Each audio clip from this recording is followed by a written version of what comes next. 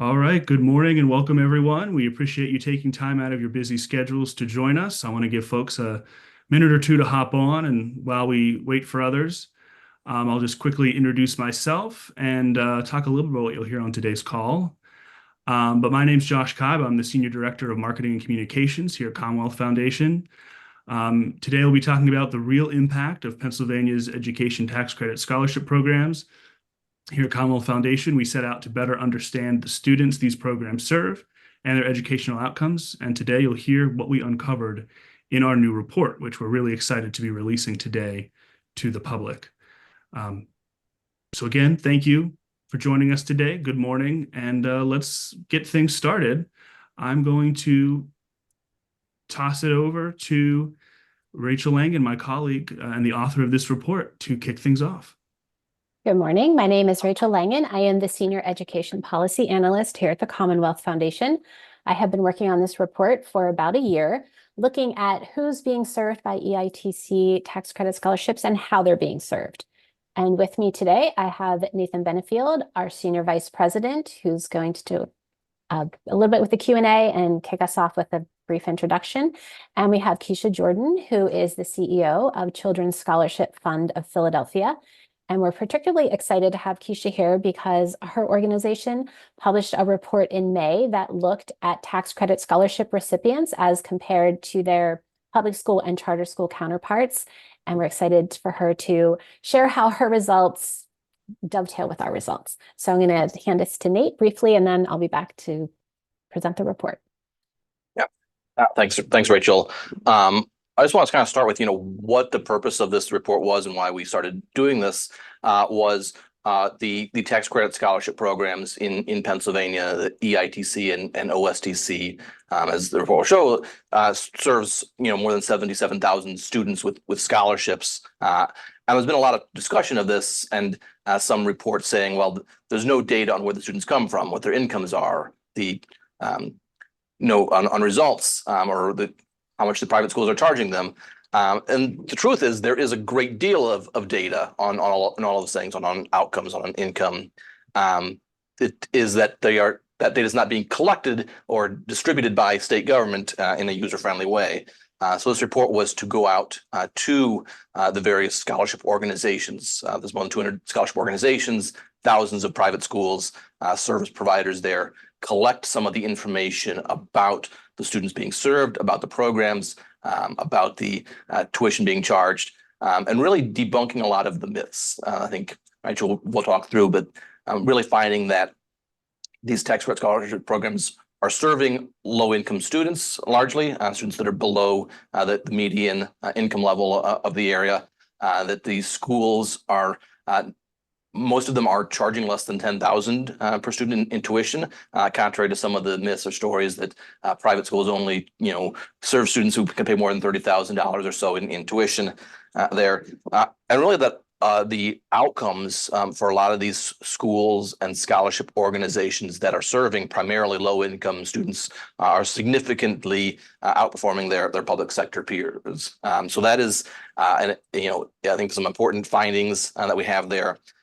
Rachel will talk through specific findings, but then the full report will be available later today. And the report itself goes through a lot of data collected from the state government on, the programs themselves, the scholarship organizations and their usage, addressing some of the facts and myths about tax credit scholarships in Pennsylvania, profiling the economically disadvantaged schools component, which is a newer piece of the EITC, less well understood, really reviewing the economic data, income data of students being served through scholarships.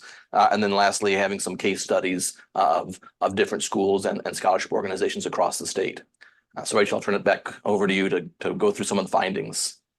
Thank you. The first thing I want to say is I have been having technical issues where my computer's been freezing every 7 minutes. So if it freezes, just know I will be back after 30 seconds or so. I'm hoping that we have addressed that issue, but just to let you know that's a possibility. Another thing I want to mention is that the findings on the first 3 slides will be presented in further detail as I move through the report. So I'm just going to briefly discuss these and then we'll get into those in more detail. And then the third thing that I want to mention is that the data that we have collected from the Pennsylvania Department of Community and Economic Development, which is the organization that administers the tax credit scholarship programs, that data is from the 2021-22 school year. We are waiting on fresh data that will be available in hopefully November or December. So some of these numbers are working from several school years ago. The main thing that I would like you to take away from this presentation today is that tax credit scholarships fulfill a core need for low and middle income students in Pennsylvania. And you can see from this first slide that in the 2021-22 school year, nearly 78,000 tax credit scholarships were awarded. And the average for those scholarships was $2,583 for EITC recipients and $1,853 for OSTC recipients.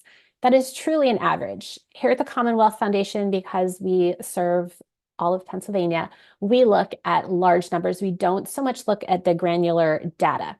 So when we say that's an average, truly it's an average. Some schools would take their scholarship money and say, okay, we could give 5 students a full scholarship or a nearly full scholarship. And other schools would say, hey, we could give 50 students a small scholarship. So that is how we come up with the average. Different schools and scholarship organizations work this in different ways.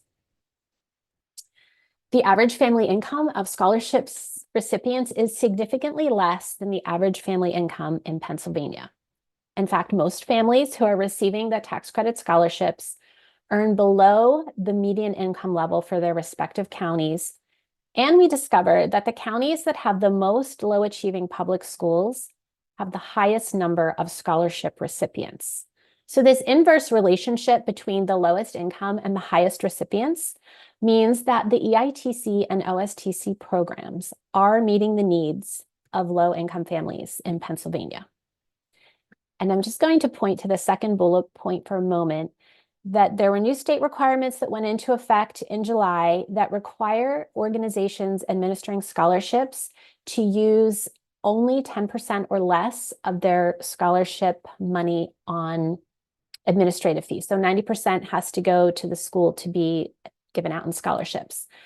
And 70% of organizations already meet this requirement. The previous law allowed organizations to withhold up to 20%.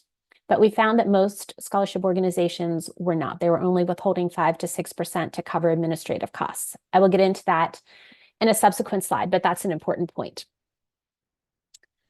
Tax credit scholarship recipients routinely outperform their public school peers, and this is noted in our report in the case studies, and then this will also be shown by the data that Keisha will share when I'm finished. So this map shows that children in all 67 counties in Pennsylvania are attending K-12 schools on tax credit scholarships. You can see from the numbers on the map that the heaviest concentration of scholarships is in southeastern Pennsylvania and then western PA with a little bit in central Pennsylvania. And this matches the demographics of Pennsylvania, where the highest concentration of population is in the southeast. I would also like to note on this map that students who are receiving an OSTC scholarship have an additional qualification that they must fulfill, which is that they must be residing in a low achieving public school catchment area. And that is determined by the Pennsylvania Department of Education. So to just help you understand that a little bit, Pennsylvania tests their public school students annually. Children in grades 3 through 8 are given PSSA exams, and high school students are given the Keystone exam. The Department of Education takes those numbers and they look at the schools in the bottom 15%, and those schools receive a low achieving school designation. That designation allows students living in those low achieving public school zones to apply for an OSTC scholarship to attend a private school, since their public school is low achieving and therefore not meeting their needs. Students who are in an OSTC school are typically, not always, but a lot of times, also eligible to receive an additional scholarship, a supplemental scholarship, for being in an economically disadvantaged school. And I will dive into that in more detail as well. But before we go any further, we should talk about what are tax credit scholarships and how do they work. So EITC and OSTC are donor-funded scholarships that are based on the donor's Pennsylvania tax liability. So instead of writing a check to the state, the donor writes a check to a scholarship organization in the amount of the donor's Pennsylvania tax bill. This money is then dispersed from the scholarship organization to a school in the form of an EITC or OSTC scholarship. The school then passes that on to a student. And then the donors, which includes businesses and individuals, receive a refund from the state for 75% for a one-year commitment to the program or 90% for a two-year commitment to the program. So they receive a refund of 75% or 90% of their donation that they made to the scholarship organization. Scholarship organizations receive donations from private businesses and individuals to provide scholarships to low and middle income students. Donors do not need to live within the geographic area of the school nor of the scholarship organization. Scholarship organizations can accept and distribute donations across the state and to students in multiple counties. So this chart shows the breakdown of funding for EITC, OSTC, and EDS, which is economically disadvantaged schools, which is the third type of scholarship that I mentioned. And you can see that this program has grown over time, and you can also see that the state is behind on reporting their data. So as I said, we will have data for the 22-23 school year, hopefully by the end of 2024.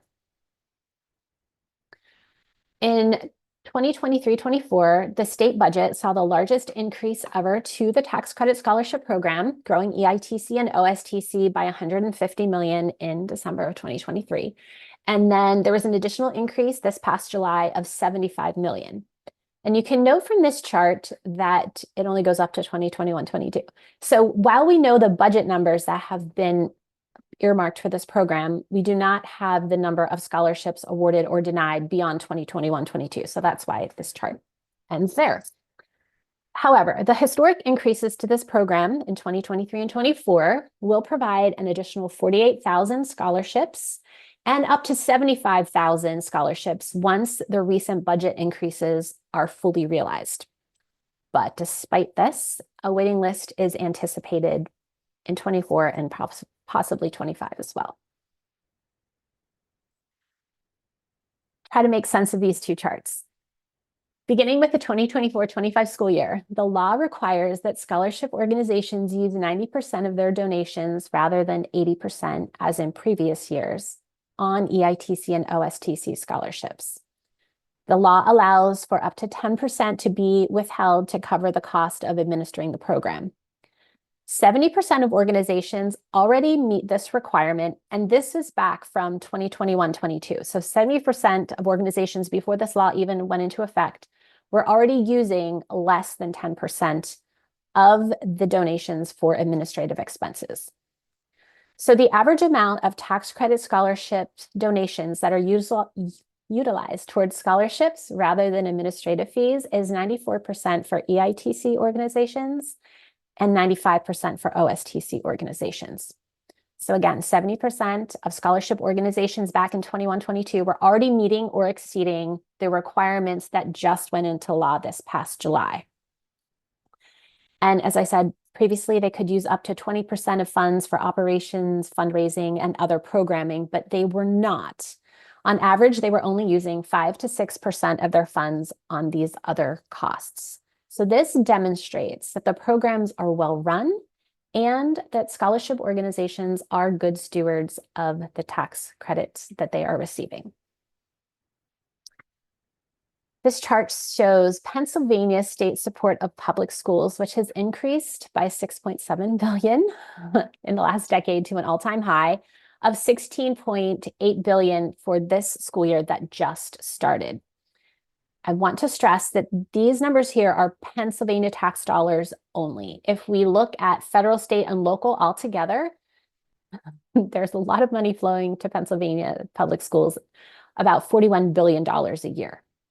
But if we just look at the Pennsylvania portion, it's $16.7 billion. And that translates to Pennsylvania spending $21,985 per student, per public school student. Meanwhile, private schools in Pennsylvania educate students for far less, with the average private school tuition across the state being $12,000. As public school district enrollments have steadily declined for more than 2 decades, private school enrollment has increased. Nearly 13% of Pennsylvania students attend private schools. Pennsylvania families want and need more options beyond the traditional public school. Furthermore, our research showed that while private school enrollment in 2021-22 was just 12.2% of all K-12 students, the EITC scholarships represented just 4.4% of those private students. And if you look at EITC funding as a whole, it's less than 1% of all the money that is earmarked for public education. So these scholarship programs are doing a lot for kids with very little money compared to what the public schools are receiving.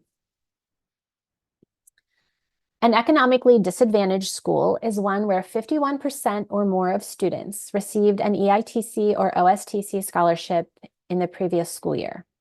Students who are attending an EDS can take advantage of up to 3 scholarships, EITC, OSTC, and then a supplemental scholarship through the EDS program. This puts private education within range of students and families who would otherwise be unable to afford a private education. And the passage of the PA budget in 2024 made it easier for schools to qualify as an EDS and made it easier for donors to contribute to the EDS program. So this means that additional students will be able to take advantage of this program with supplemental scholarships in the coming years. And this is really good news because these are the kids who really, really need to be having their education supplemented because they are living in a low achieving public school. Their schools serving economically disadvantaged students. So we're excited about this, the increase to this program. And in case you were wondering, a supplemental scholarship will match a student's existing EITC or OSTC scholarship, and it will not exceed $2,000 for elementary or $4,000 for a high school student. So that means that the average scholarship for OSTC was $1,853. They would receive $1,853 for OSTC and then another $1,853 for the EDS component. And the total scholarship may not exceed the amount of tuition charged by the school. So the data for private school tuition was provided to us by Fax and Simple Tuition Solutions, which are vendors that provide tuition management and financial aid assessment software to K-12 private schools and also scholarship organizations in Pennsylvania. And to just help you understand where this data is coming from geographically, Fax serves mostly Catholic schools while STS services mostly private Christian schools. Now there's always an exception. For example, Simple Tuition Solutions services the Harrisburg Diocese, which is a Catholic school. So there are always exceptions, but generally speaking, Fax is Catholic schools, STS is private Christian schools. Fax data covers all of Pennsylvania, but has a higher concentration of students in urban areas, whereas STS tends to cover students and schools that are in more rural areas. So both Fax and STS provided data for this report, and together that represents 43% of scholarship recipients across Pennsylvania, or to translate that into students instead of percentages, that's about 34,000 students. Additional data points for this report were provided by the Archdiocese of Philadelphia, and for people not familiar with the Philadelphia area, there's Philadelphia County and then the 4 collar counties that surround it. So we refer to that as the 5-county Philadelphia region. But a key takeaway from this chart is that private schools educate students at a fraction of the cost of public schools.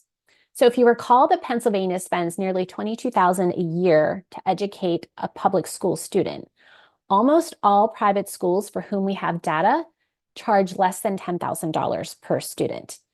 And then the median tuition of the 106 schools that were provided to us from STS have an average tuition of just under $6,000 annually. So students receiving an EITC or OSTC scholarship are from families with lower median incomes than their peers, which demonstrates that this program is serving low and middle income families. The average family income of scholarship recipients, you can see in the blue columns, is significantly less than the median family income in Pennsylvania, which is the yellow column. So if we start on the left and we look at the Archdiocese of Philadelphia data, the family income is around $73,000 a year compared to that of Pennsylvania as a whole, which is around $93,000 a year. So that is significantly less. Facts data is far less. Those families are only bringing in just under $42,000 a year compared to $93,000 for Pennsylvania as a whole.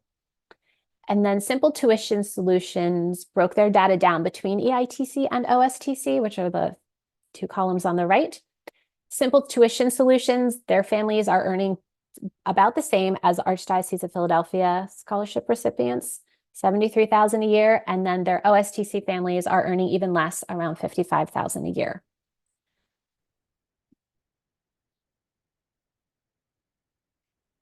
So tax credit scholarships are means tested. In order to qualify for EITC and OSTC, families of scholarship recipients must have an annual income of no greater than the federal guidelines of $112,348, plus the government will allow for an additional $19,775 for each dependent member of the household. So essentially, let's say $112,000 plus $20,000 for each dependent. And to receive an OSTC scholarship, students must also live within the attendance boundaries of a low-achieving public school, which we discussed earlier. Scholarship recipients come from families earning below the average for their respective counties. So even though the federal guidelines are quite broad, the previous slide shows that the recipients of these scholarships are earning far less than what the government allows. We discovered that counties within the Philadelphia and surrounding region with the most low-achieving public schools have the highest number of scholarship recipients, which indicates that tax credit scholarships empower families in low-achieving schools with an alternative education for their children. And that is why this program exists, to help those families. This inverse relationship between lowest income and highest number of scholarships shows that tax credit scholarship programs are meeting the needs of low-income families in Pennsylvania.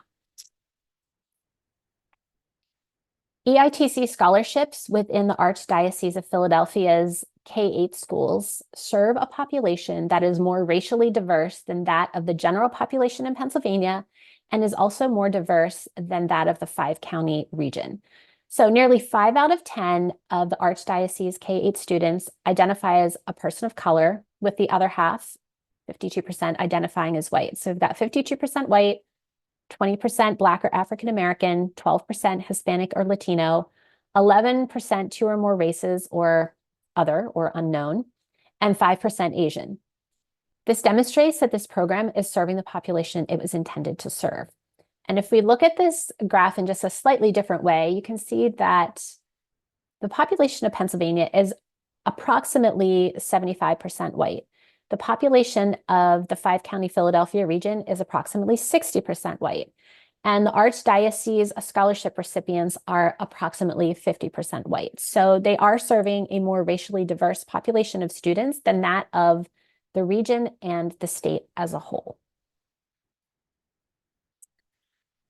In 2001, Pennsylvania was the first state in the nation to implement tax credit scholarships at $20 million annually. And since that time, the K-12 program has grown to $525 million annually, helping hundreds of thousands of low to middle income students access high quality education of their choice.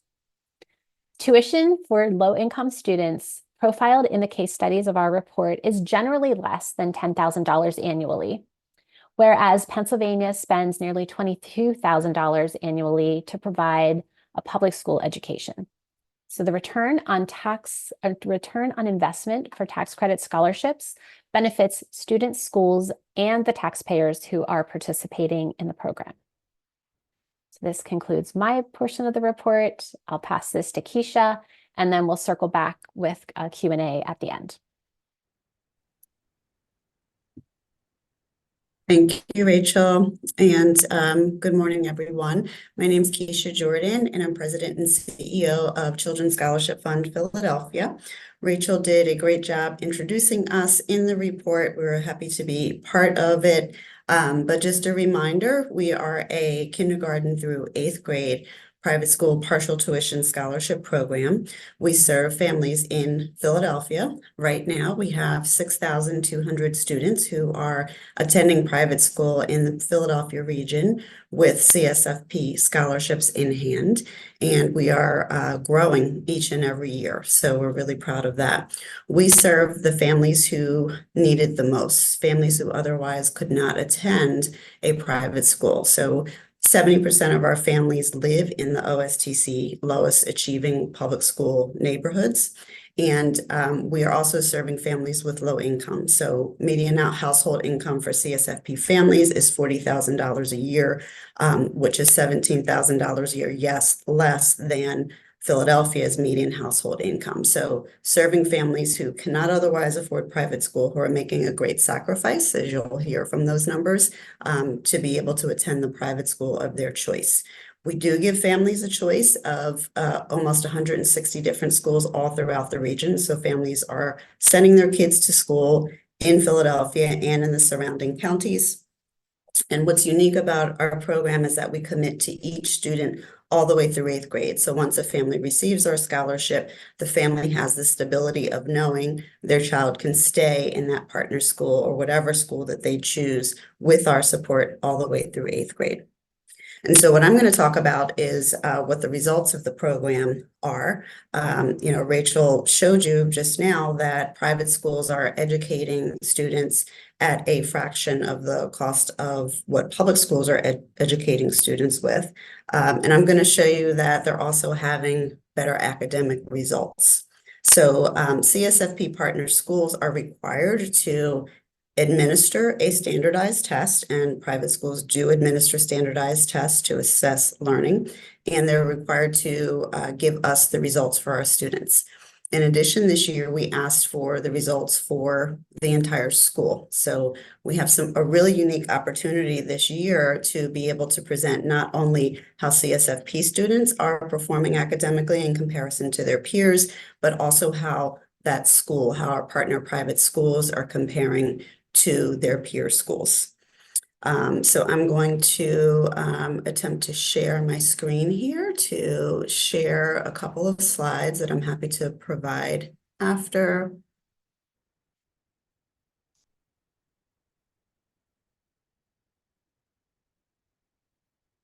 Okay, can everybody see that okay? Okay, so we contract out with an outside evaluator to be able to analyze standardized test scores in both math and reading. Again, we've done this every year for individual students, and now we have the additional data about how our schools are performing. So I'm going to start with 7th grade reading, and the comparison we're making here is how CSFP 7th graders are performing in reading compared to 7th graders in the school district, and then also to students who are eligible for free and reduced lunch in the Philadelphia School District, because that is the comparative income for CSFP students. And so what you're seeing is that 61% of CSFP scholars are proficient or above in reading, just 38% of school district students, and just 32% for students who are eligible for free and reduced lunch. And, I want to point out that this isn't a celebration here. We're definitely proud of what our partner schools are doing for our students academically, but, it's also very painful to understand the proficiency levels of students who are in Philadelphia public schools. And in math, we're seeing similarly comparative results. We're seeing that 54% of CSFP 7th graders are at or above proficiency in math, just 19% at the school district, and just 14% for students who are eligible for free and reduced lunch. So we're seeing that, and the report actually outlines some of our long-term positive outcomes that we're seeing for students, including college attendance. But what we're showing you now is that at that K to 12 level, we're also seeing that our students are outperforming their peers in math and reading. We also wanted to understand, what our student proficiency rates mean. Is 54% of students who are proficient in math a high rate of proficiency? And so we also wanted to understand how our students are performing academically, excuse me, in comparison to neighboring high-performing school district. And so we looked at Lower Merion, which is a top 5 school district, a highly resourced school district. And we looked at our student scores compared to economically disadvantaged students in Lower Merion. And we're seeing that CSFP students educated by partner private schools are seeing a proficiency rate of 54%, excuse me, in comparison to 43% in 7th grade for Lower Merion. In reading, there's something special happening in the highly resourced public schools. We aren't seeing a comparative rate, but still 61% of our students being able to read at proficiency and above is definitely something to celebrate. Again, our schools are educating children at a much lower rate. I don't know what Lower Merion right now spends per child, but the median tuition at CSFP partner schools is just $4,900 per year. And these are the results that we're seeing. We also, now that we have data on how our students are performing in comparison to their peers in their private school, we're seeing that our students are performing comparatively or even above their peers in a partner school. And this is so significant to point out because CSFP students tend to be among the lowest income in a private school. And so what we're seeing is that even under-resourced students at these private schools are seeing comparative and even higher rates of proficiency than their peers. We're also seeing that the longer a student receives a CSFP scholarship and remains in their partner private school, the more likely they are to be proficient in math and reading. So that gives us the confidence that we're on the right track to ensure those scholarships all the way through 8th grade and see those outcomes. We're seeing that our students are getting scholarships to the top private high schools. They're getting into the magnet schools. They're going to schools of choice. And these results show you why. Again, we also looked at the school level and compared proficiency rates between our schools and school district schools. We also looked at public schools within a 10-minute drive. And because many of our partner schools are in the suburbs, that means we are comparing our private schools to schools that are in the higher resource public school districts. So we are seeing that our partner schools, again, are outperforming their public school counterparts in both math and reading, and including looking at students who are eligible for free and reduced lunch, which again are the students that CSFP serves. And in addition, again, even when we look at a comparison of some of the neighborhood public schools that are in the suburbs, which are much higher resourced, we are still seeing that CSFP partner schools are comparing academically or outperforming the public school counterparts in those counties. And when you look again at schools that are within that 10-minute drive, we're still seeing the same high academic results. All right, so just in summary, our students who enroll at a partner school are more likely to be at or above proficiency than their peers. Our students perform similarly to their classmates attending a partner school. Our students are more likely to be at or above proficiency as their time at a school increases and their scholarships increase. And we're seeing that our schools are reaching higher proficiency rates than their counterparts.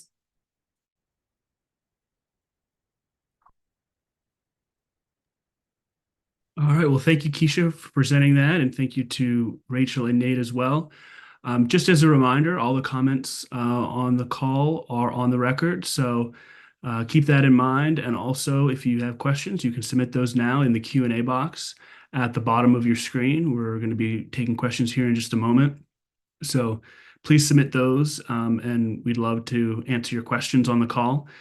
If you do have questions that you're not comfortable with discussing on the call, or you'd like to follow up afterwards, you can reach out to me. Again, my name is Josh Cobb. You can reach me at my number 412-716-5437. That's 412-716-5437, or you can email media@commonwealthfoundation.org. I'm more than happy to take your questions and help facilitate any answers that you may be seeking as you're thinking about writing on this topic, both in the immediate future, but also knowing that we're going to be heading into a new legislative session in a few months, and these types of education issues will come up. Certainly, Commonwealth Foundation is here to be a resource to you as you're looking for expert commentary on these types of topics. I'm going to kick things off on the Q&A front by asking Rachel to talk a little bit about just to kind of explain how we went about collecting the data through right to know requests, and just talk a little bit about the source of the data and why that's important and representative of the people that receive these programs. Happy to answer that question. Before I do that, though, I wanted to talk about something that Keisha had put up on the slide that, excuse me, I have to sip water. That was looking at the students' performance the longer they were in the program. And if you look at public school data, so we're talking PSSA scores primarily, students in most Pennsylvania public schools, even well-resourced districts, their highest PSSA scores are in 3rd or 4th grade. And by the time they get to 8th grade, particularly in math, they are lower. And the CSFP students, that's the opposite. It looked like a hammock. They start out, they kind of dip lower, and then they increase. And a lot of times we see when students change schools, particularly coming from a public school to a private or a charter school, that their scores do decrease because it's a new school, new setting. And a lot of times for those students, they left their school for a reason. Many reasons, won't get into those here, but it's a stressful thing for them to leave. And for some of those students, this might be the 2nd, 3rd, or 4th school that they have tried before finding the right fit for them. So that is typically why those scores decrease. So the fact that the longer they're in the program, their scores are increasing is the exact opposite of what is occurring in the public school. And that's huge. That's groundbreaking. That's amazing. So the information that we received from the state, the Department of Community and Economic Development, is via right to know request.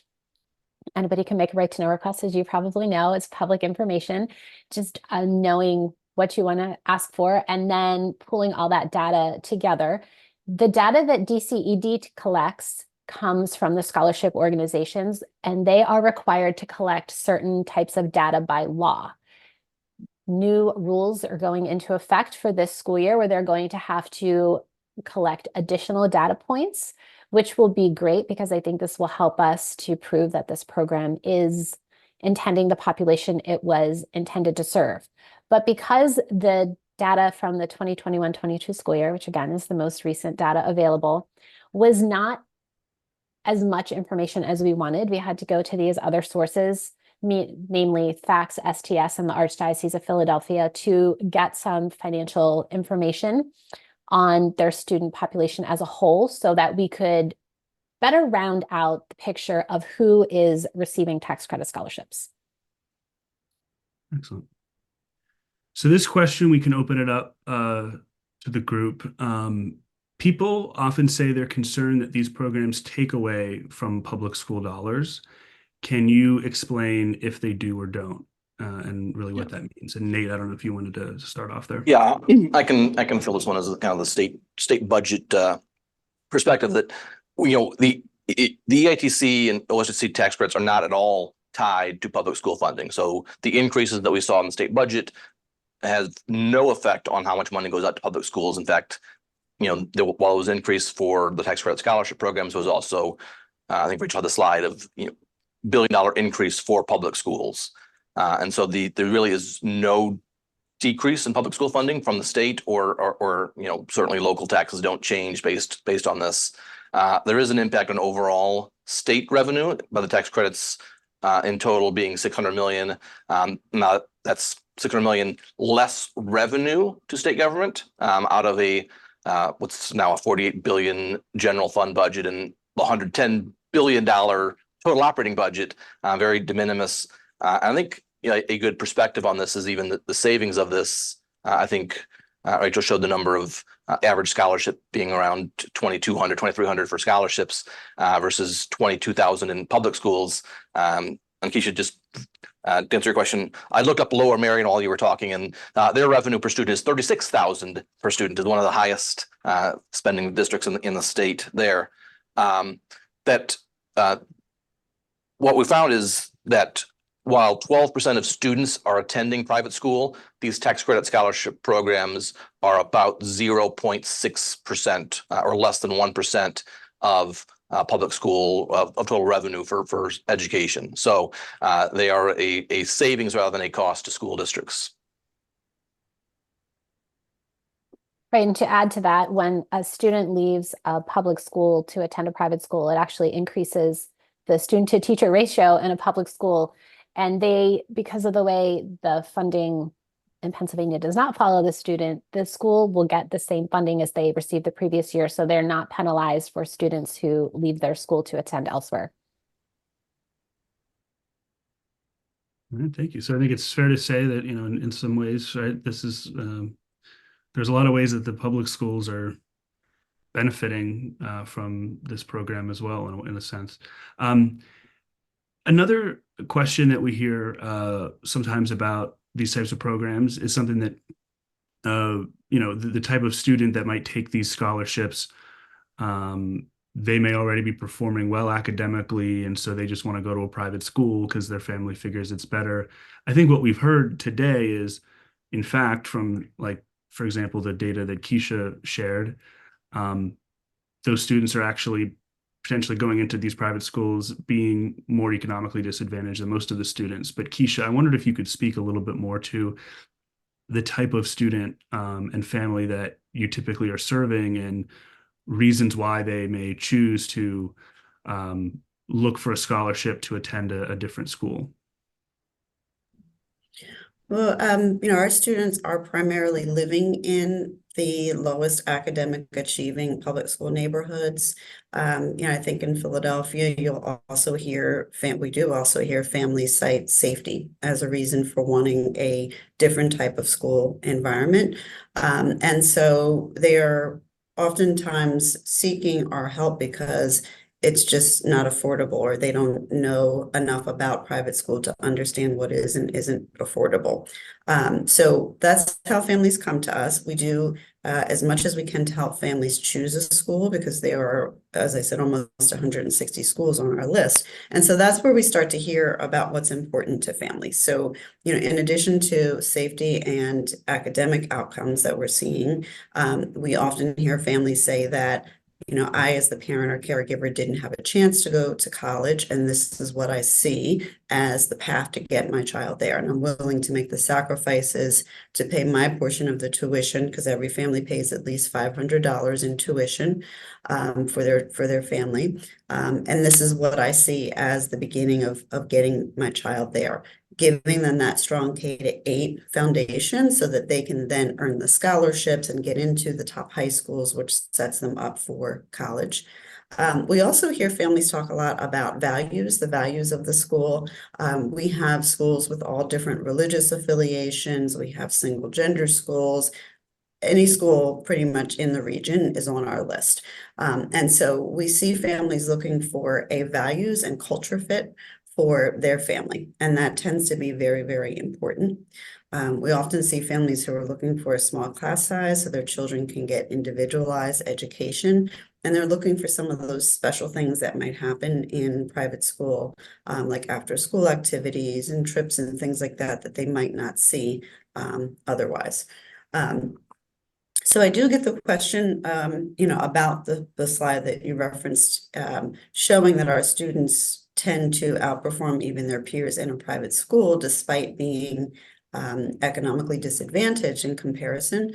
And I just think that there's a lot of drive from families, both parents and then the students. Students understand the sacrifices that their mom or dad has made, right? I say mom because 66% of our families are headed by a single parent. But I hear that over and over again from students. You know, the sacrifice that is being made is something that they want to see pay off in the end. They understand the opportunity that's being given and that they should have regardless of income anyway. So I just think that there's, you know, a really special drive that happens when families partner with a scholarship organization like ours, and we're just one, right? There's 200 others, and so there's lots of these same types of stories and outcomes. Just glad to share what we're seeing. Josh, I would just add to that, part of the, I think the demographics show that these students being served are lower income. But one of the things, the accusation is, well, these programs take just the best and the brightest and skim the, best students. A lot of these programs, because they're oversubscribed with more applications than scholarships available. I know Children's Scholarship Fund is one of those, awards the scholarships by lottery. And literally is choosing them at random. So they are not just picking and choosing the best students for scholarships. They're actually awarding them to everyone on a lottery basis. Yeah, that's a really important point. I do have a question for Keisha. Keisha, how many students do you have to turn away each year that apply for the lottery who don't get in? So it's a little complicated because our lottery process is about a year in length. Families apply in September for the following school year. But we always see between September and March, 3 or more applications for each new scholarship that we have available at a minimum. And so, we offer scholarships to as many families as we can each and every year. Sometimes families make different decisions. They might get into that charter school that is tuition free, or they might, get into a magnet school. Unfortunately, we're seeing a lot of families saying, you know what, I'm just moving out of the city. So no, thank you for the scholarship. I'm just leaving the city.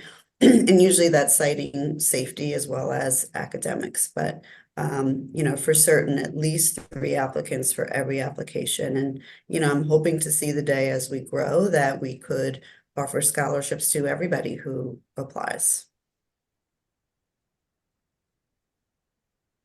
Absolutely. And that's another question. We've seen record increases in these programs over the last couple of years. Should we continue to see increases in these programs, and what would be the best approach there? Nate, I don't know if you wanted to speak to what Commonwealth Foundation would suggest lawmakers should consider there. Yeah, we have advocated, for increasing the program to meet that demand. And we just said the data is still a couple of years old, so we'll kind of see how it catches up when all of the available scholarships are used. And again, part of it is fundraising, being able to raise the money to meet those caps. But there are, students are being turned away even now because of the lack of funding available. And while, this program is great, I think there is additional need, and talking about the scholarship amount that programs that other states have enacted, education savings accounts or opportunity accounts, provide direct funding that follows the student, and usually, kind of the state portion of funding, so that it covers more of that tuition from $5,000 to $7,000, $8,000 per student. I think that would very much help meet the need of families across the state that would like the choice but can't afford it, or would very much struggling to make ends meet. There certainly is additional demand, and we've done. I know, Josh, you've worked on the Common Ground poll. We've polled families where they would send their kids if money was not an issue for them, and almost half of them would say some form of private school would be the preferred option if there was not the issue of funding that.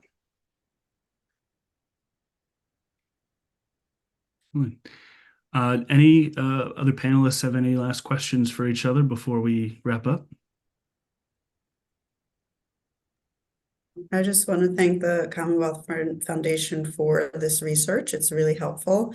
I was especially excited to see that most scholarship organizations aren't using the full 20% of administrative fees that's allowed by the state. It's reduced now, but it just shows, motive. I mean, we want to serve kids. We want to use as much of that funding as possible to be able to support students in their efforts to attend private school. So thank you for this data and looking forward to using it in my talking points as well. Excellent. No, that's really great to hear. And Rachel and Keisha, if you could just send me your slides, I'll make sure to circulate those with everyone that joined the call today. When I also send the report out shortly after this call. And again, for everybody, thank you for joining today. If you'd like to get in touch, feel free to email me at media@commonwealthfoundation.org or reach me by phone at 412-716-5437. Really appreciate everyone taking the time today. So Keisha, Rachel, Nate, thank you so much. Thank you. And I hope everyone has a great day. All right. All right, thank you.